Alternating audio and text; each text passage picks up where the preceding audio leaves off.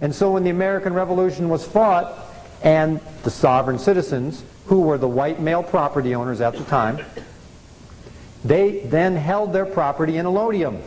They owned it free and clear and outright, and the king, the prior king, could no longer tax them. But neither could the governments that they created, neither the state or the federal governments. So long as property is held in allodium, there is no superior authority. And that's the principle upon which America was founded, so that free people, sovereign people, could live on a sovereign piece of property. Remember the old saying, a king or a queen, you're like a king or a queen in your own home. You've heard the phrase. Well, that's what they meant. They really meant it, quite literally. And being a sovereign meant that you had to act like one, a good one. Not a despot, but a good one. And a good sovereign is responsible for themselves and responsible for their family, responsible for their neighbors, and is respectful to their neighbors, and looks out after the greater community. That's what a good sovereign does. So the principle of sovereignty extends to our behaviors, to our values, to our virtues, to good Christian values as well. And so when the country was founded on those principles, and then those principles were embraced by the system of law and the constitutions that were created, both on the state level and the federal level. So, prior to the Constitution, there were sovereign states that were free and independent states, quite literally. That's what it said in the Declaration of Independence and the Articles of Confederation. The states were free and independent, and the people were sovereign within those states. The Constitution was created out of the sovereignty of the people to create this 14th entity originally, the United States Corporation, which served as both a corporate enterprise and a national government. It was carved out of a piece of Virginia and the Virginia Company, in fact. There were two corporations that came here when the country was settled, the New England Corporation in the north and the Virginia Company in the south. And it was out of the Virginia Corporation that the United States Corporation was carved out of. Washington, D.C. was carved out of a prior corporation. It was deeded over and made into a separate jurisdiction and a separate country. So when the Constitution was created, there were then 14 countries here in the United States of America, the 13 colonies and the District of Columbia. And the Constitution, what it did was it put limitations upon that 14th country in relationship to the original 13 colonies and the sovereign people. It basically said, look, we're the sovereign people, okay? And these are the sovereign states. We're going to create, through the Constitution, a corporation and a national government to serve the sovereignty. And you have a very limited authority and limited jurisdiction. And anything that we don't spell out in this Constitution and say that you have the power and authority to do, we're going to reserve it to ourselves through the 9th and 10th Amendments. There's nowhere in the Constitution that says that the federal government has health care or education or agriculture or any of these other areas that they have encroached upon our lives. It doesn't spell it out there. Quite literally doesn't say anything about it. And so when the country was founded, it was for very, very limited jurisdiction.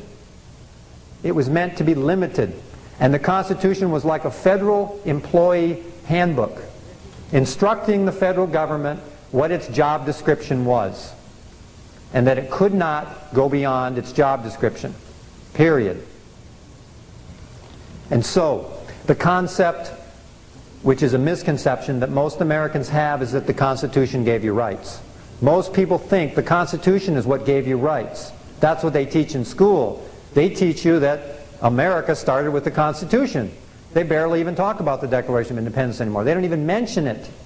They just believe that it started with the government, that the government suddenly is the sovereign power and the people aren't the sovereign power, which isn't true.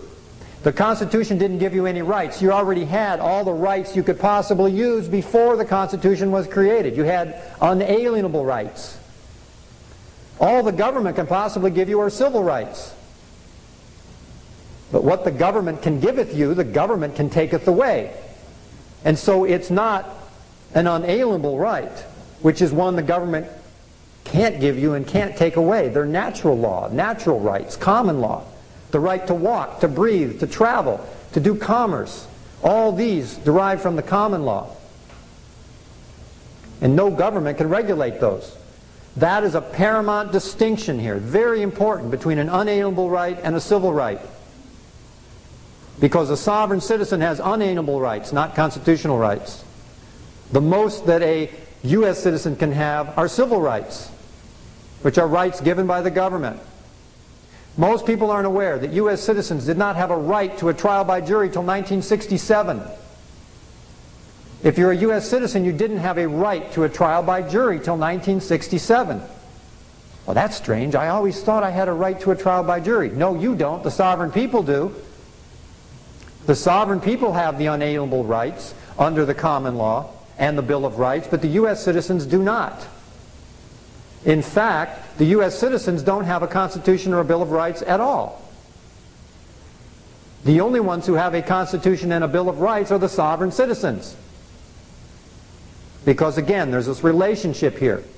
It was the sovereign people that created the Constitution. If there are no sovereign people, there is no Constitution. There is no Bill of Rights. The Bill of Rights is separate from the Constitution.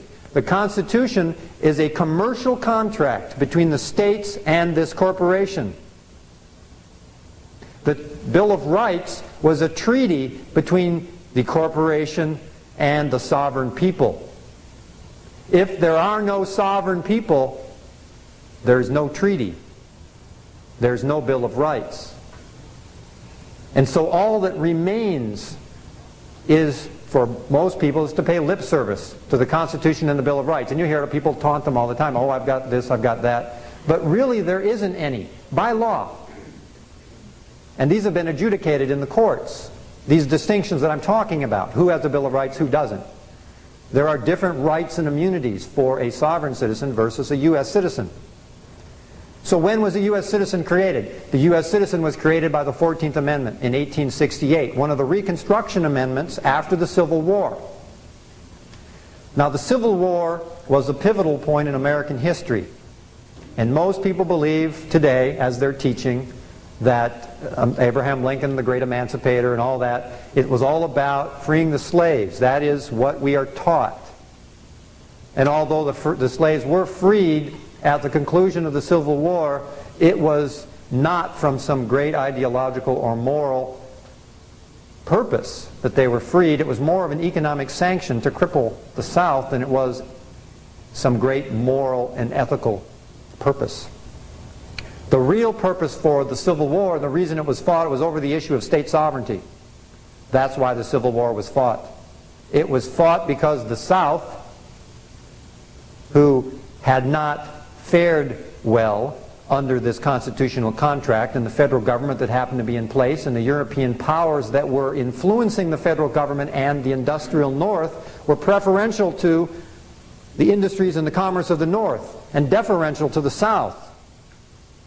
And so the South said, hey, we're getting the bad end of the deal here. We want to secede from this union. We want to revoke this contract that we created. The states created the Constitution, remember. They wanted to revoke the contract and secede from the union because it wasn't serving them any longer. And then the federal government and the European powers behind that in the North, of course, crushed the state sovereignty and the secession movement of the South. That was why the Civil War was fought. And from that point to the present time, there has been a continual assault upon the sovereignty of the states and the sovereignty of the citizens. And as time has progressed, more and more and more of the sovereign people have become U.S. citizens. More and more of the responsibilities of the states have been transferred to the federal United States, to that little area, that District of Columbia, that 14th country that was created, that only had jurisdiction within the 63 square miles of the District of Columbia, or an unincorporated territory, or any area that it had a federal area or a federal enclave. Any place there existed United States citizens, in fact. So the Constitution did not give you rights. You had rights prior to the Constitution. It simply restated what rights, the unalienable rights that the sovereign people had. The Constitution was a contract between the states and this new corporation, the United States Corporation. And so, from the point of the Civil War to the point of the Federal Reserve Act of 1913, which I'll talk about when I get into the economic section, there was a long duration of time between that and the Social Security Act.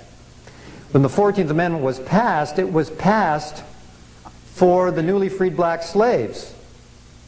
Because the country was racially divided during the Civil War, prior to the Civil War, and since the Civil War, around the issue of whether or not blacks were going to be given full sovereign rights. Citizenship was determined by the states, not by the federal government. Every state had and still has the power to naturalize citizens directly through the superior courts.